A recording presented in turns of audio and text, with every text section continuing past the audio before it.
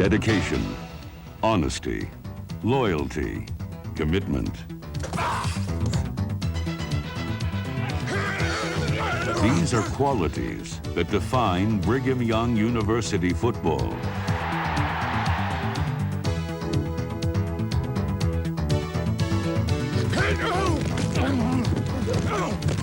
Its great success has focused world attention on a program built on a solid foundation of integrity and hard work. BYU history is filled with stories of courageous efforts, daring deeds, and breathtaking victories. Back to throw, last down, no time on the clock, it's up in the air, it is deep. It is what? He caught it, it's a touchdown! Back to throw, play flicker, intended for Young, at the 15. At the 10, at the 5, he scores! Oh! These are the memories of a proud team and the people who have made it great. These are the greatest moments in BYU football history.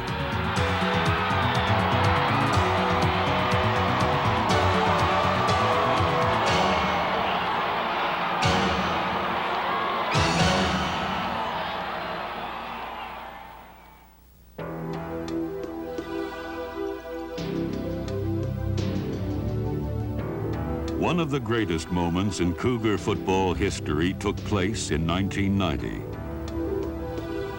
As the season approached, forecasters posted a rare hurricane watch for Provo, Utah. The defending national champions were coming to town.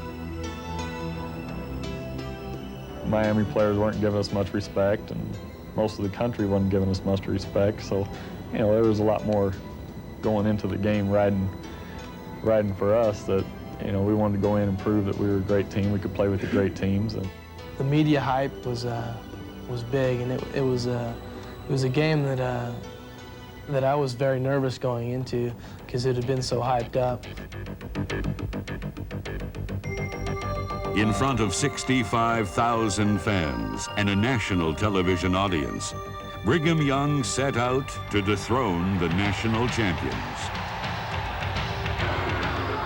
Detmer looking, lots of time. Well, he's still scrambling. Now he throws it. Touchdown! What a play by Ty Detmer.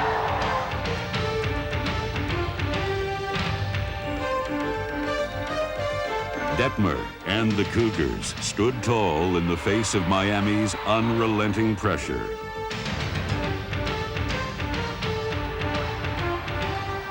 We were running a play called 68 double shallow, and I run like a 20-yard corner. As soon as I made my break to the corner, Ty Detmer was drilled by the outside. Well, actually it was a lineman, a defensive lineman. And Ty was hit so hard, you know, he had to get like 15 stitches in his chin. But before, you know, he was down, he threw the ball to me. You know, so he's a gutsy quarterback. It was obvious BYU would not be blown away by the Hurricanes' reputation. A touchdown strike to Andy Boyce with 10 seconds left in the first half drove that message home.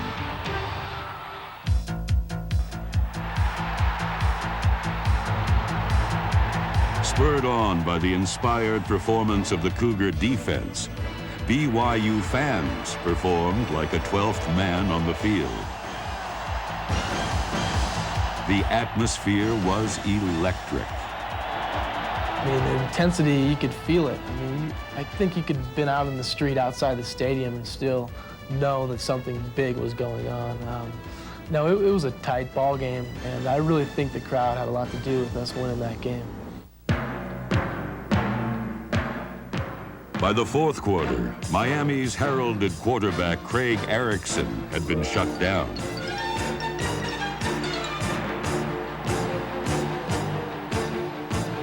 The Hurricane defense was frustrated. and worn out. BYU had won the air war, and in doing so, had won the game. The defending national champions were defeated 28-21.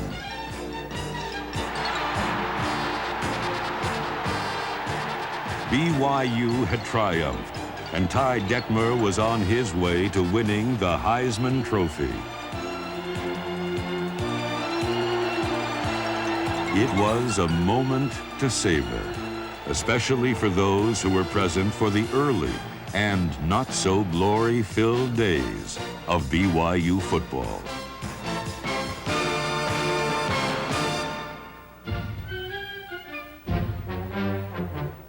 The game of football made a brief appearance at Brigham Young Academy in 1897, but was discontinued shortly thereafter. It didn't get its official start until 1922. For nearly half a century, the Cougars languished in mediocrity.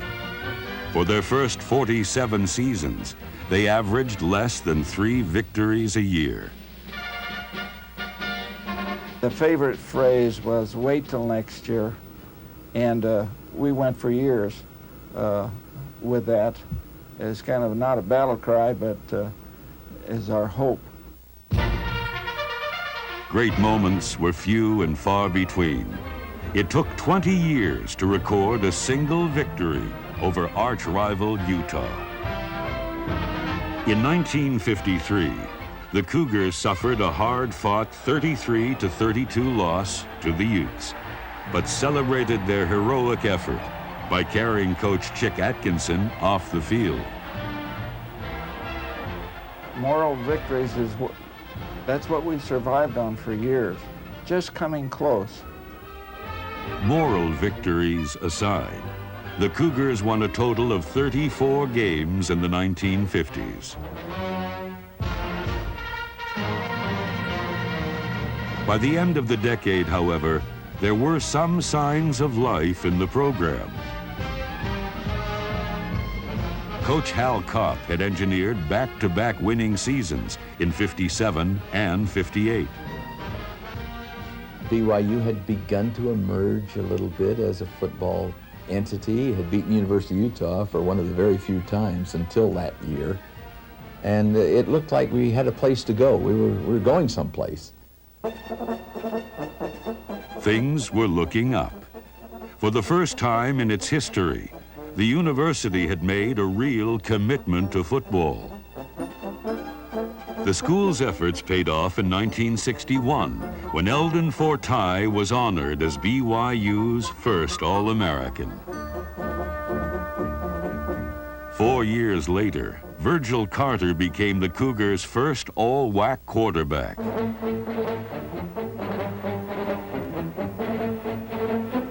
That same season, BYU trounced New Mexico 42-8 and clinched its first Western Athletic Conference championship. The decades of disappointment and frustration were finally over.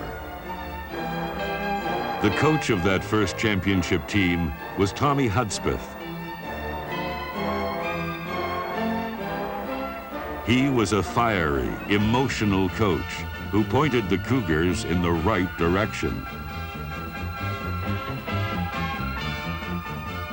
Hudspeth was part of a legacy of great leaders, men like Eddie Kimball, Tally Stevens, and Hal Mitchell, whose hard work and commitment built BYU's foundation for success.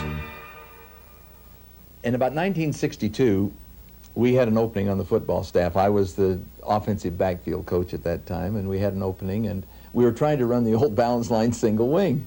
And the only guy in the state of Utah that was running an effective single wing was Lavelle Edwards, and he was at Granite High School. Now, that coupled with the fact that Lavelle Edwards is a substantial citizen, a great person, and a good football coach, we found, now here's the guy that can help us be successful.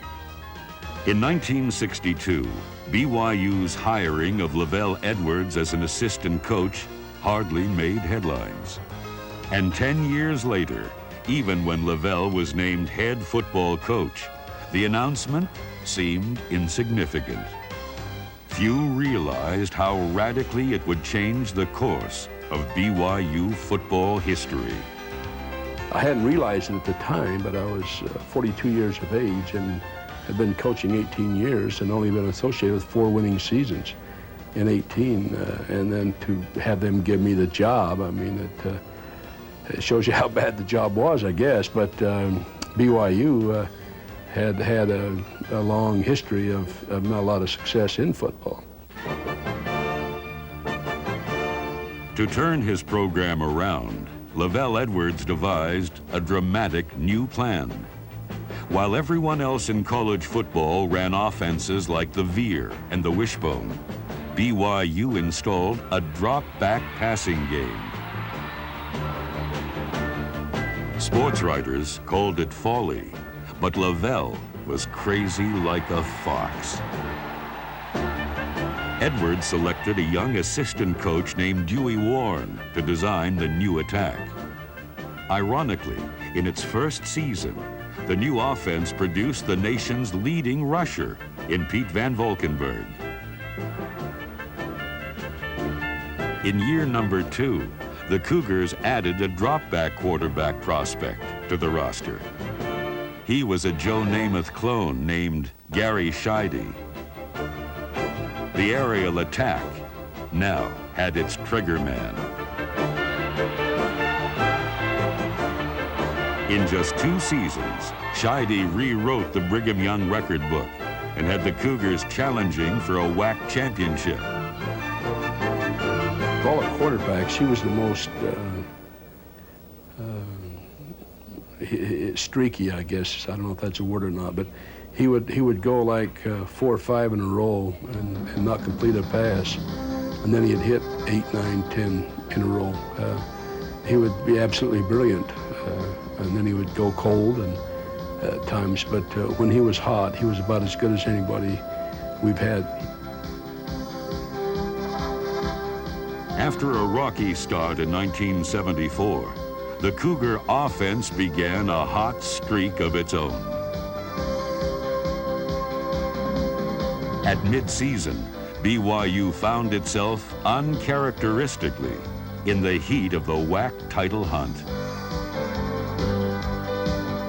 3 straight victories set up a memorable confrontation with perennial power, Arizona State.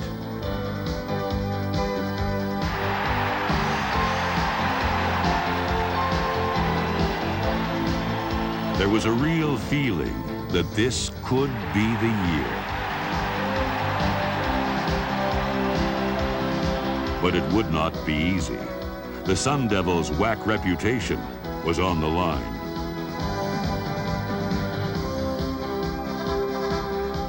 In the 4th quarter, the Cougars searched within themselves for something extra and discovered the heart of a champion. Their quest for victory would not be denied.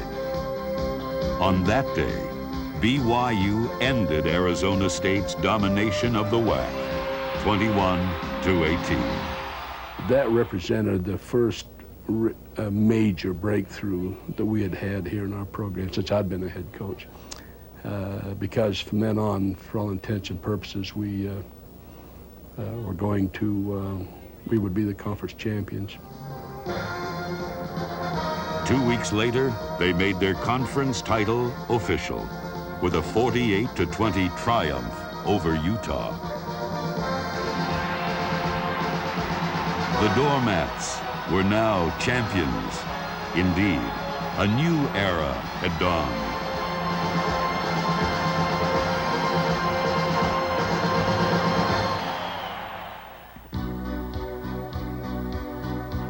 '75 marked the collegiate debut of Gifford Nielsen.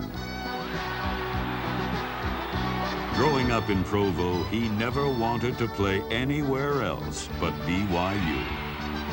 I can remember as a young boy going over to an old stadium they had over where the players practice now and watch football games, actually dig a hole in the side of a mountain and sit there. It was called the Knot Hole Gang, and watch football. Gifford's childhood dream of starring for BYU began to fade as he was benched after a lackluster performance in his very first varsity action. Fortunately for him and BYU, he got a second chance. We were losing to New Mexico. We were on the verge of losing our 4th straight game to open up the season. And Coach Edwards, after the first 2 quarterbacks couldn't get it done, came to me. I was the 3rd string quarterback, and I was right down here on the field. He said, "Giff, let's get warmed up and see what you can do again."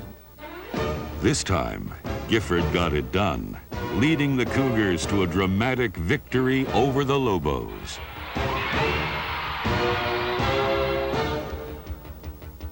In proving himself, Nielsen had unveiled the awesome firepower of BYU's offensive arsenal. With Nielsen at the helm, BYU's passing game captured the fancy of the nation's football fanatics. The Cougars took the WAC by storm in 1976, winning 9 games and their second conference title in 3 years.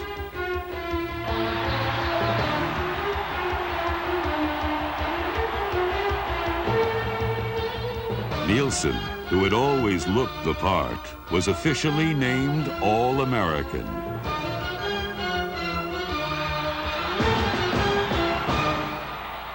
In 1977, Coach Edwards sensed his team's enormous potential. 3 lopsided victories propelled the Cougars into the nation's top 20. Gifford Nielsen, who must have been wearing a bright red S on his chest, displayed seemingly superhuman qualities. He was turning the Heisman Trophy race into a runaway. But fate was to play a cruel trick. Just 4 weeks into his senior season, his career was cut short by a devastating knee injury. The doctor said he's played his last game for you. This knee is torn up. I said, and others said, we've seen our last great quarterback for another 20 years. The hopes and dreams of Cougar fans were shattered. Little did they know that the next great arm was already at BYU. We knew we had a young quarterback at that time that was going to be pretty good, we thought, a kid named Mark Wilson. And the first game that Mark played after Gifford's injury was against Colorado State. And rather than dropping straight back, we did a lot of play action and rolling out. Mark Wilson threw 7 touchdown passes when we took him out of the game late in the 3rd quarter. And he thought life was pretty easy. The following week, we go to Laramie, and Wyoming had a very, very mediocre team so far. And Mark threw, I think, 5 or 6 interceptions that day, and we hung on to win 10-7. So he was on both ends of the spectrum in the first 2 games that he played. What Brigham Young fans didn't know was in the 1 week before Wilson's first start, Lavelle Edwards and quarterback coach Doug Scoville extensively rewrote the offensive playbook. I was an unproven sophomore who'd never played, and this was a quarterback coach who had a tremendous reputation with developing quarterbacks. And I think what people usually do in those situations is say, you're going to do it my way, and if you're not any good at it, I'll get someone that is. And his approach was entirely different. His approach was,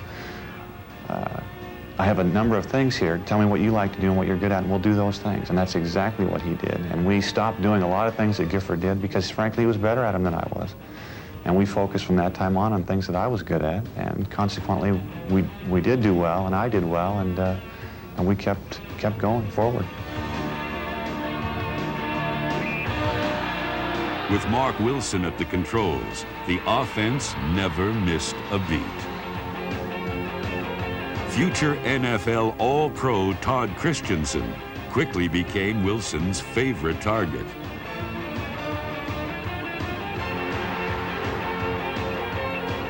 During Mark Wilson's era, BYU established itself as the dominant force within the Western Athletic Conference.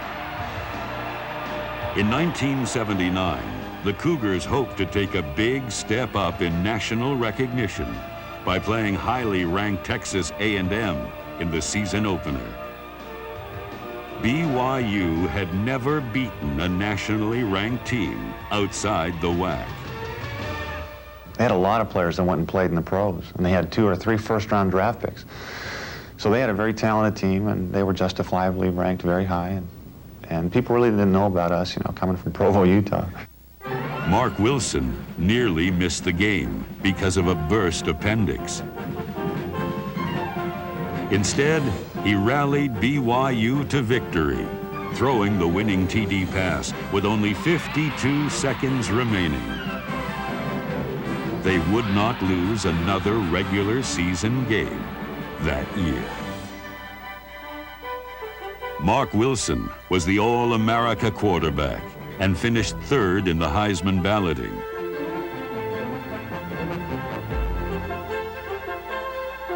His graduation marked the end of the most successful era to date in BYU football history.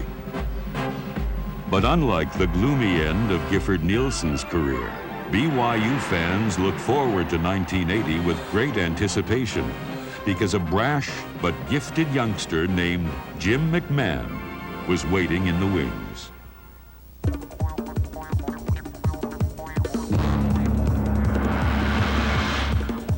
In 1980, Cougar fans expected perfection and nearly got it, losing only once.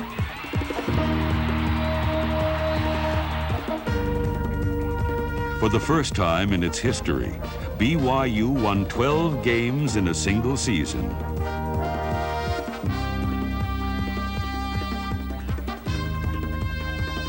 Jim McMahon's performance surpassed all expectations.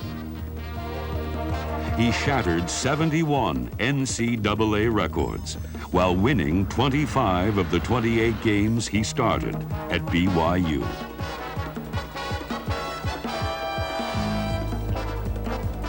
He had a great sense for reading coverages and reading defenses. Besides the fact he had a strong arm, but and also his leadership on the field. When he was out there, he was in charge. I remember my freshman year. It was the 3rd game, and he threw a receiver off the field. And you know, I kind of sat there. Like, the receiver kind of looked at him and said, "Get out of here." He says, "You're not catching the ball. Get off the field." I think the kid went in the sidelines and cried. But you know, that was the kind of leader he was. He would just take control, and it was his team out on the football field. By nature, we do what the defense allows us to do. I mean, that's philosophically, that's what we try to do. He sometimes disregarded the defense. He says, "Hey, I'm going to make this play happen anyway, because, you know, show me that you're better than I am." And that's what he brought to us. Ironically, the Cougars' success in 1980 put them face to face with their greatest shortcoming, failure to win the Holiday Bowl. BYU disappointed the Western Athletic Conference, losing in the Bowl's first 2 seasons. In the 1980 Holiday Bowl, the Cougars confronted not only SMU, but a pressure-packed must-win situation. I think of all the games that I've ever gone to, that game felt more pressure in that one than I did even the national championship game in '84. The Cougars attacked SMU with everything they had. In spite of superlative performances by Jim McMahon and tight end Clay Brown, they were losing the battle. A Craig James touchdown gallop gave the Mustangs an overwhelming 45-25 lead with only 4 minutes to play. The Pony Express left the Cougars for dead. I was ready to go in and put my clothes on. and just pack up and leave. I was one of those that if I'd have been sitting in the stands during that game, down 20 points or whatever it was, I'd have been heading for the exits. On BYU's next possession, still down by 20, they faced fourth and hopeless. I remember asking Doug Scoville, he was standing next to me, I said, "What do you want to do?" And he said, "Let's punt." So I sent the punting team in, and Jim McMahon came off the field, took his helmet off and slammed it down, and was just really, really upset. And I was thinking, well, this doesn't make sense to punt. So I called timeout and called Jim over and told Doug that we're going to go for it, and to give Jim a play. McMahon got a first down, then a touchdown. The Cougars still had a pulse. With 2.5 minutes to play, they trailed by 2 touchdowns, but the bounces were beginning to go their way.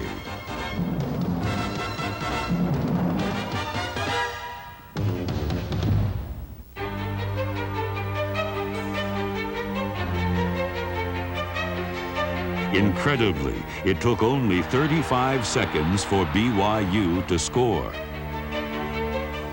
Like a cat with 9 lives, the Cougars had clawed back to within 6, but they still needed a miracle, maybe 2. Capus out of Kansas City gets a kick is blocked. The kick was blocked by Shefflin. Shefflin blocked the kick for Brigham Young, and the Cougars have the ball.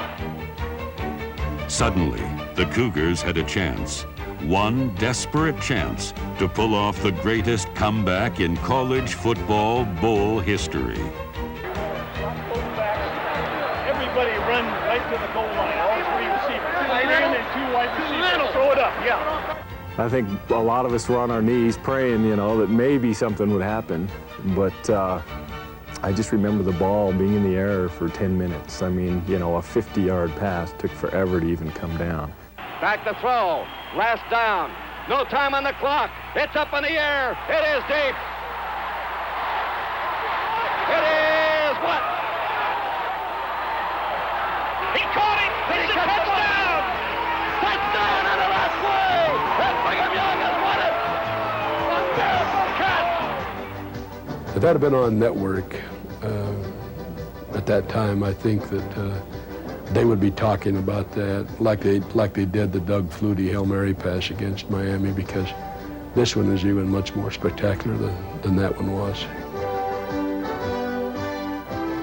It's often been overlooked that Kurt Gunther's extra point actually provided the narrow margin of victory. Those hardy fans who stayed for the finale not only witnessed one of the greatest moments in BYU football, but took part in one of the most remarkable events in college football history.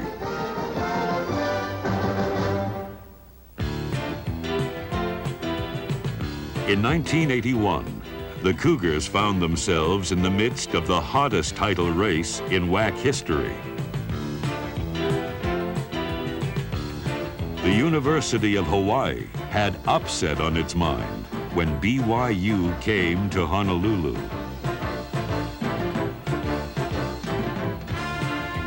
A fortunate bounce of the ball kept the Cougars' title hopes alive.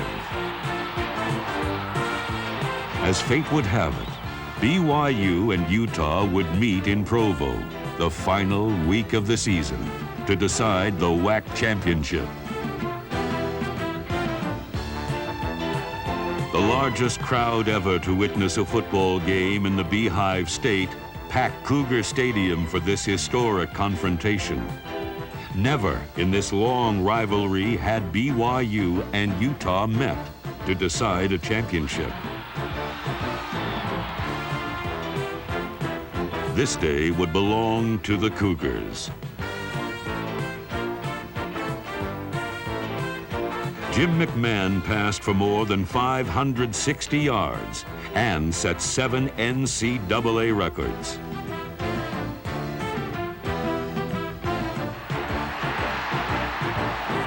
The 56-28 triumph had BYU fans packing for another holiday in San Diego. This year, the Cougars took an early lead in the Holiday Bowl and never trailed Washington State, winning their second straight bowl game.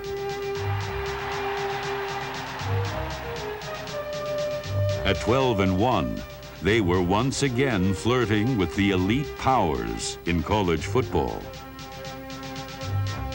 But the McMahon era was over. The experts wondered if Brigham Young's string of record-setting quarterbacks would continue with Steve Young. Some, including Steve himself, questioned whether he was the right quarterback for BYU's future. He always had this, I don't know whether it was a hang-up or what, but he always felt like that he had to prove to the world that he was, quote, a BYU quarterback.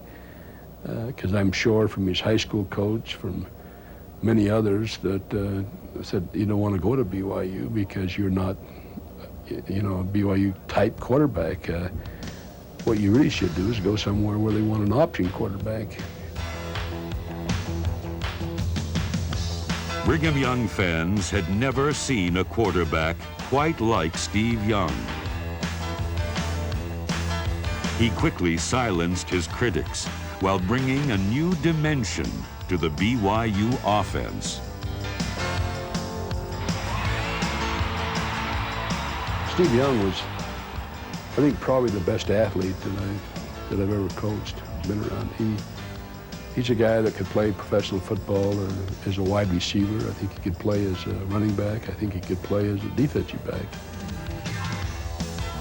Steve Young's athletic ability brought a new versatility to the BYU offense, although his running sometimes bothered the receivers. Steve, he was frustrated as far as the receiver goes because he was such a great runner. He'd drop back, you know, and if he would make the first read and if it wasn't open, he'd take off running for 50 yards. A couple of times, guys were talking about, you know, peeling back and tackling him just because he was running so much. Can you imagine catching the ball? You had 4 touchdowns already. You've caught 11 passes, and you came back moaning because you're not getting the ball enough. That's, you know, I know it's Kozlowski because that's the way he was. Nick Glenn was never happy, but that's why he's a great player.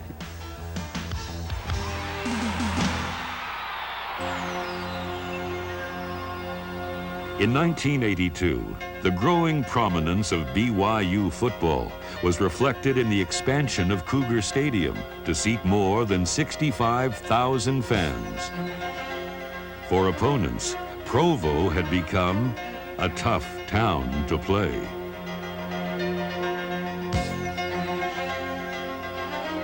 The most significant game of 1983 took place in an even larger arena, the Rose Bowl, home of the defending Pac-10 champion UCLA. This whole process of bigger and bigger games through the years started, you know, maybe a couple years before, but that one was a big game because we played in the Rose Bowl in front of the LA kind of crowd. We were kind of our coming out, our homecoming type of thing for national media. On that day, the Cougars simply loved LA, defeating UCLA 37-35.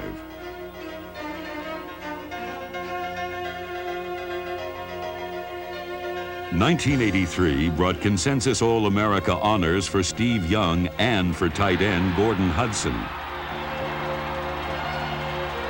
It also produced an 8th straight WAC championship, another trip to the Holiday Bowl, and another heart-stopping finish. This time, the victim would be the Missouri Tigers. Trailing 17-14 with 37 ticks left on the clock, the Cougars faced 4th and 10. Steve Young beat the Missouri Blitz.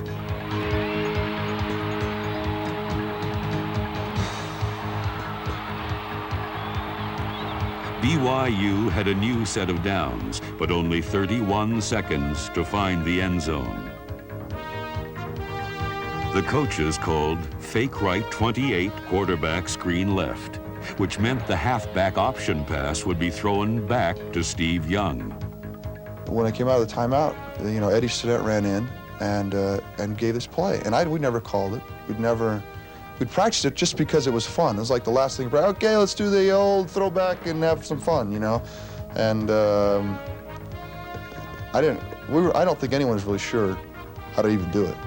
31 seconds, and no timeouts remaining for Brigham Young.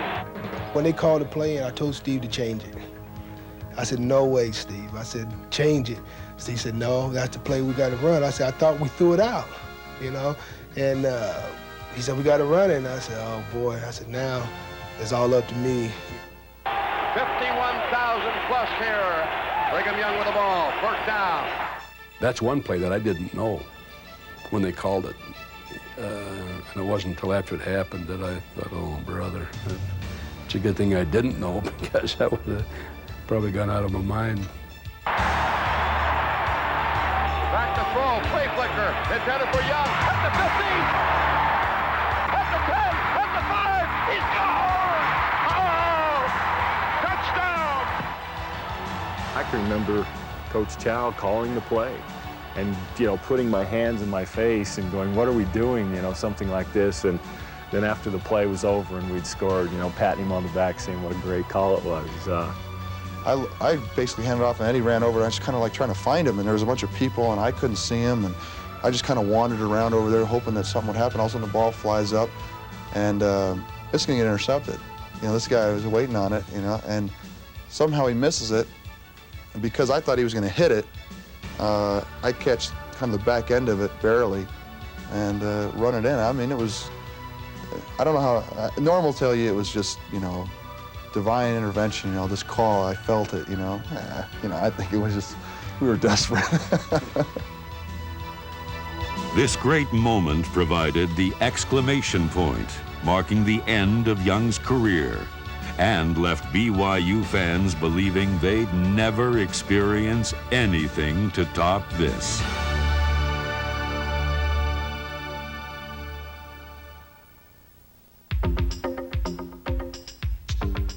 Whether it's a miracle victory or a disappointing defeat, Lavelle Edwards' outward demeanor remains constant. Everyone sees him on the sidelines and he's got that, you know, that slouch and that, you know, like he doesn't, and he's very intense and a really funny guy. He's actually pretty humorous. He's had dry humor, and a lot of times, you know, for a while there, I didn't catch on to a lot of his jokes.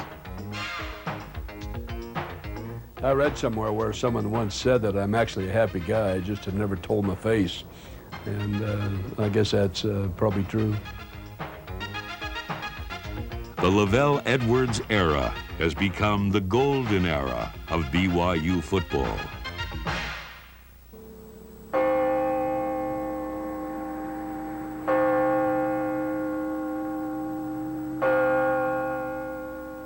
In this most traditional of schools, a sense of pride in its team's success has extended through all facets of the university.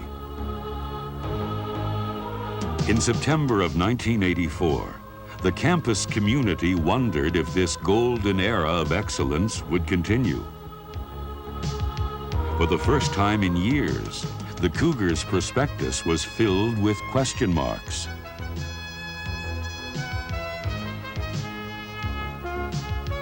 The season opened in Pittsburgh, featuring a no-name squad playing number 3 ranked Pitt in the first college football game ever broadcast live on ESPN. I remember they're warming up. I looked up in the sky and I see the Goodyear blimp. And I looked over to one of my teammates and I go, now, this is big time. Junior quarterback Robbie Bosco was making his first start, trying to fill the shoes of the legends who preceded him.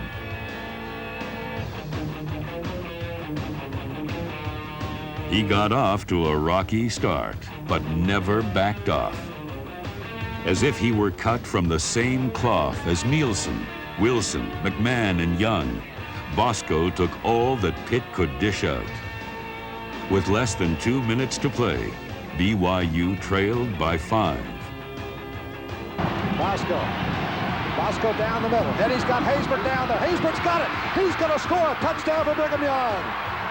Bosco to Hayward explodes with 1:37 seconds to go. And Brigham Young from Provo has come back to finally take the lead. What an exciting game to start it for ESPN.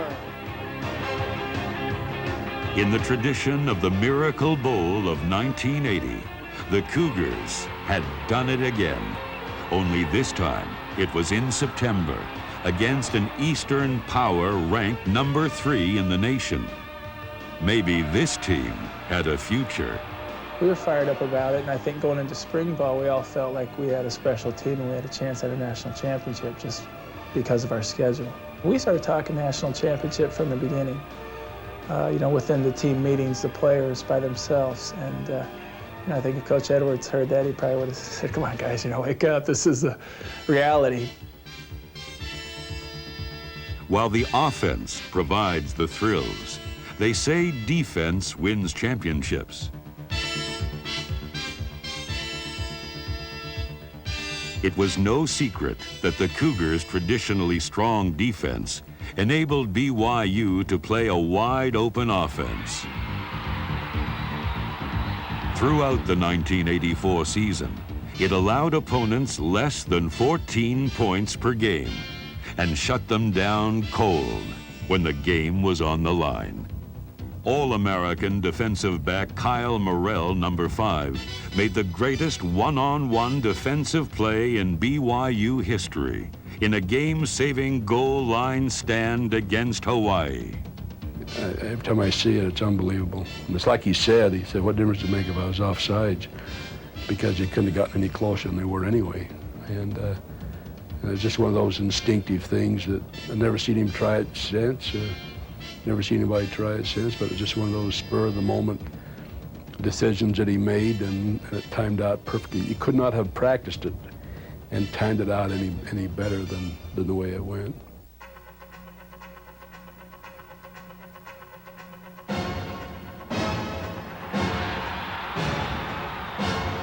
Week after week, the Cougars' string of victories grew. The Cougars had not lost a game since the first week of 1983.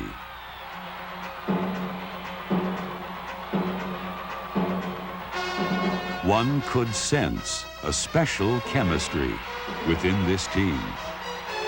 After our team meetings, with the coaches gone, the players would always get together and huddle up. And someone would either give a prayer or someone would give sort of an inspirational little speech or something like that. Then as the year went on, we said, hey, it's not just us, it's the coaches too. This is about 4 or 5 games left. And the togetherness that we had on that team was tremendous. But up until then, I never saw that in the BYU football team. Undefeated and untied, it was only a matter of time before BYU was ranked number 1. Ironically, it happened after a victory over Utah. We were ranked 3rd. South Carolina was 2nd, and Nebraska was 1st. We heard during the game that Navy in a monumental upset had beaten South Carolina. And then as we were finishing the post-game radio show and whatever, got word that Nebraska or Oklahoma had upset Nebraska, stopped them on the 1-yard line or something. And that meant now that we were the only undefeated team left in the country. After a perfect season, BYU was voted number 1, but outside of Provo, got little respect. When the Cougars took the field against Michigan in the 1984 Holiday Bowl, there was still plenty to prove. The nation wouldn't accept the idea of a WAC team playing for the national championship. The Cougars scored early, but suddenly their dream of a championship had turned into a nightmare. Robbie Bosco was carried from the field. A knee injury appeared serious. The doctor came up to me and told me that he had checked Robbie and that it wasn't quite as severe as they thought, but they had virtually put his leg into a cast. In other words, it had felt splints on it and had it taped up to where, and then a knee brace to where he couldn't hardly, like he was stiff-legged. And he said he won't be very mobile, but at least he's not going to hurt the leg. And he said if he can function, then of course you can go ahead and play him. The game meant so much, not only to the team, but to just BYU football. And it meant a lot to me.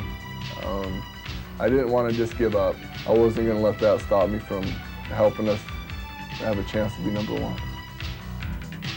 While Bosco's return provided some encouragement, it did little to stimulate the sleepwalking Cougars.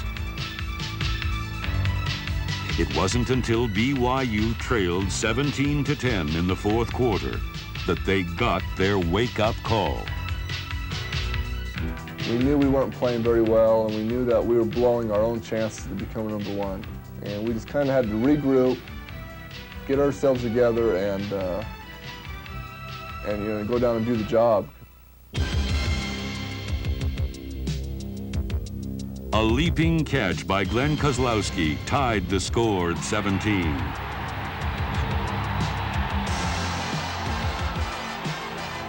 The Cougars were one drive away from a national championship. We got in the huddle and everybody kind of looked at each other, and Robbie just said, "Hey, you know, this is it, guys." And one of our team captains, who was Craig Garrick, kind of looked at everybody and says, "Guys, you know, this is what we've tried for all year. Let's go get it."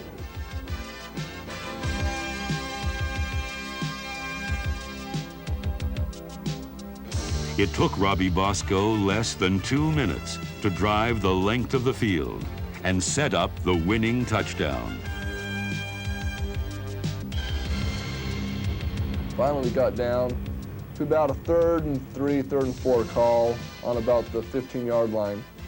As I came back, our main receiver is Kelly Smith. And as he comes out, he's being covered.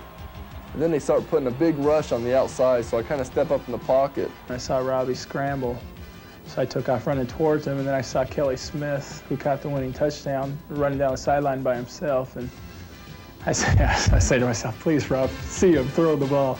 Scramble, throws it, touchdown!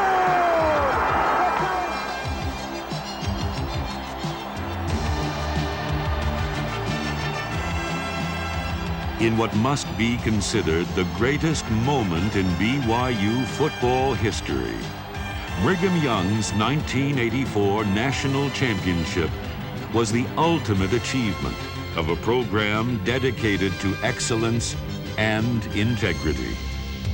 It was a perfect season and the perfect tribute to all those who struggled for so long to make it possible.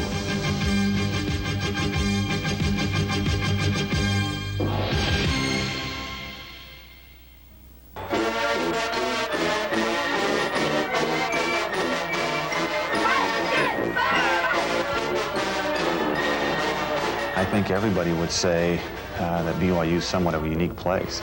You know, it isn't like every college, it's not like every campus. I mean, there's a different feeling when you're on campus there. I just think it's a special place to go and spend 4 years. I can't think of a better place. If I had to do it over again, I would make the same decision. You look up and there's 65,000 people cheering. You know, you look over and you got cheerleaders where you run between them and the band. You know, they're playing, and that's a great feeling. And you look up to the right side and there are the mountains there, you know, past the stands. You breathe a little bit of that fresh air there.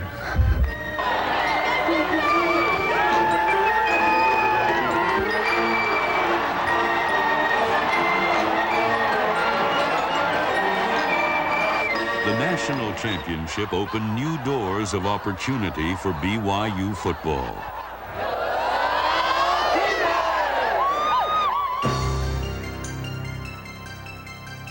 In 1985, the Cougars were selected to play in the Kickoff Classic, where they scored a decisive victory over Cotton Bowl champion Boston College, winning an unprecedented 25th straight football game.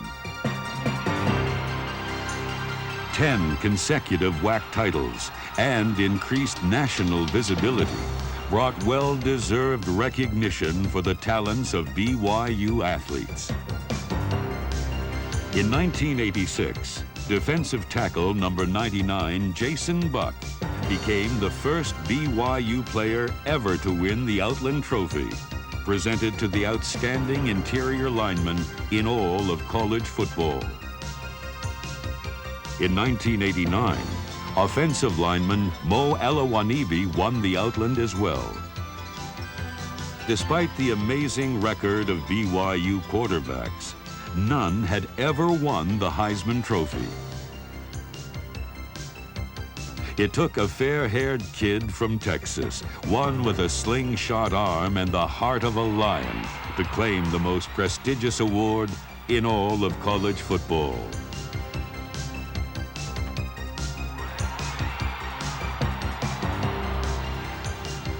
His name was Ty Detmer. Ty was one of those kids, just like Jim McMahon. He wasn't out there 2 or 3 days, then Norm Chow came in one day and told me that we're back in the quarterback business.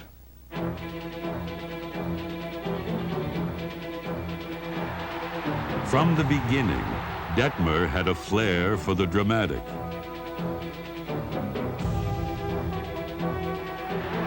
His appearance in a game was like a shot of adrenaline for the BYU offense.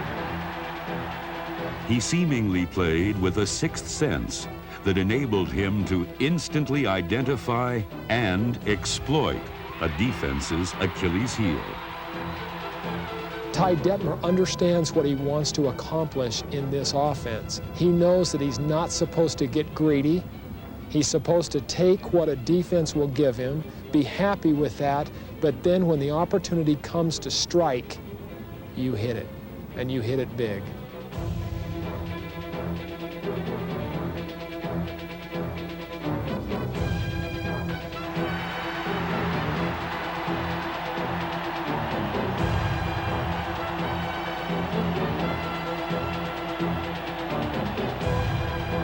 They always say the great quarterbacks have that intangible quality about them. Like, you know, Joe Montana, there's something about him that makes him go that extra mile. There's something inside him that makes him different from everybody else, that makes him better, that will make him reach for that extra inch. And I don't know what that is. I can't pinpoint what that is, but Ty Detmer has that. And some people have the heart. I mean, he's a heart as big as a house. He'll die out there before he gets off the field.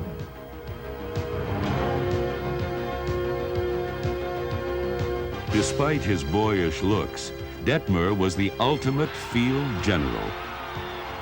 Most of the quarterbacks that I've been associated with here and the ones before Mark Wilson, Gifford Nielsen, Bosco, Young, McMahon, you know, they all seem kind of quiet off the field, but yet when you get on the field, the quarterback's got to be the guy to take control and maybe, you know, give a pep talk in the huddle or something, you know, and I think every good quarterback has the ability to do that.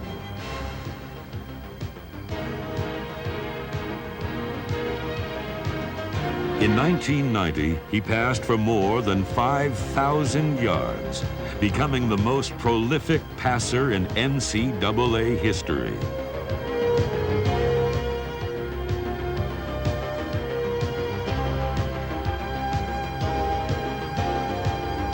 On December 1st, 1990, he received fitting recognition of his heroic deeds, joining legends like Doak Walker, Roger Staubach, and Marcus Allen as a recipient of the Heisman Trophy.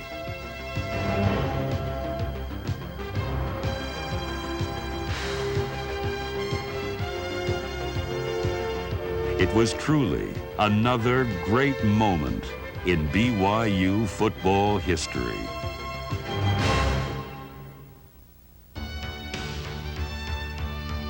The Mormon Church and Brigham Young University provide the foundation for a football program that puts integrity before victory and stands committed to enriching the lives of the young men who become part of the BYU tradition.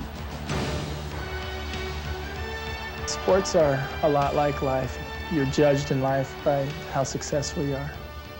And in sports, you're judged by your success on the field, and a lot of it is discipline. A lot of it is hard work and effort, and never giving up. And it's the same things that you could carry over into business and everything else.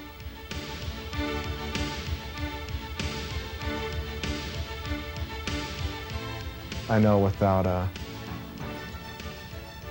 Father in Heaven's help, I wouldn't be here. And in return, I'm going to do the best I can to help others.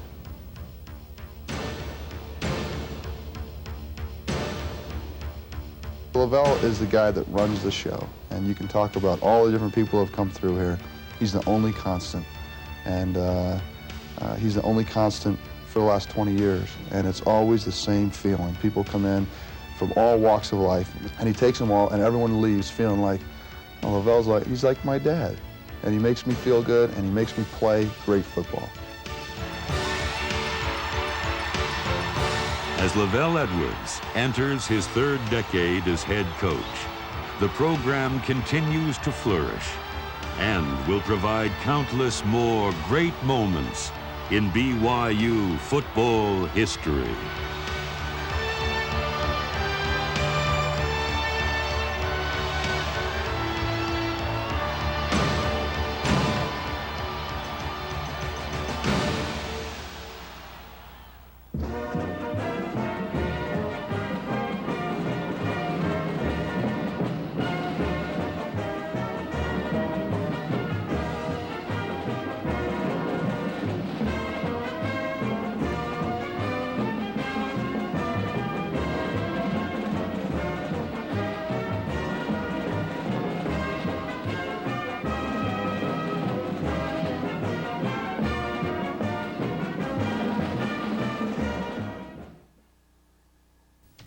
The greatest moments in BYU football history is brought to you by the Granite Furniture Superstores, the other home team.